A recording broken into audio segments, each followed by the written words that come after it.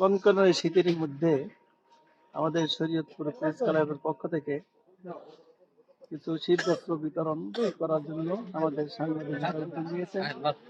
এই শত্রু প্রবাহ শুরু হয়েছে, স্বপূরণের সাংবাদিক ভাইরা আজকে হঠাৎ করেই আমাদের কিছু হতদরিদ্র লোক আছে, তাদের এটা করার কারণ হচ্ছে যে আমরা করছি এবং বিদ্যমান যারা আছে সমাজের রাজনৈতিক নেতৃত্ব, সামাজিক যারা আছেন তাদেরকে মধ্যে একটু প্রেরণা সৃষ্টি করার জন্য, তারা বুঝুক আসলেই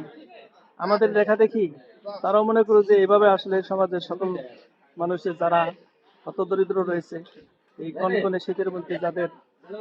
শীত বস্ত্রের কোনো ব্যবস্থা নেই, তারা আমাদের এই ছোট একটি কর্মসূচির মাধ্যমে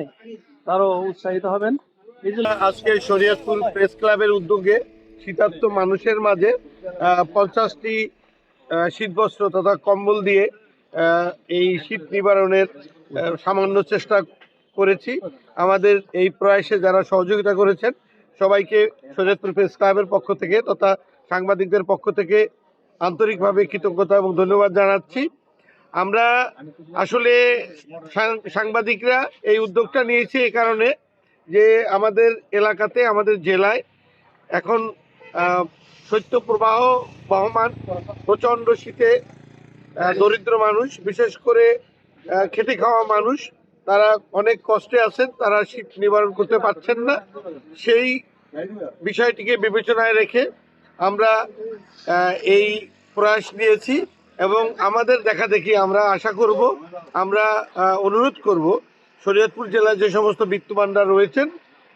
বা সারা দেশে যে সমস্ত সংগঠন বা বিত্তবানরা রয়েছেন তারা এই শীতার্ত মানুষের পাশে এসে দাঁড়াবেন এবং তাদের কষ্ট লাঘবের জন্য তারা চেষ্টা করবেন।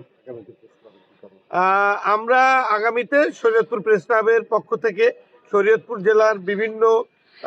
চরাঞ্চল এবং যে সমস্ত মানুষ যেখানে খেটে খাওয়া মানুষরা রয়েছেন তাদের সাথে করে তাদের মধ্যে যাতে আমরা আরও বেশি করে কম্বল বা শীতবস্ত্র বিতরণ করতে পারি, সেই জন্য রাজনৈতিক দলের নেতৃত্ব যারা রয়েছেন, সরকারি প্রশাসনে যারা রয়েছেন, নির্বাচিত প্রতিনিধি যারা রয়েছেন, তারা যাতে এটা অর্থাৎ শীতবস্ত্র দেন সেজন্য তাদেরকে উদ্বুদ্ধ করব, আহ্বান করব এবং আমরা তাদের পাশে থেকে শীতবস্ত্র বিতরণের সার্বিক সহযোগিতা করব।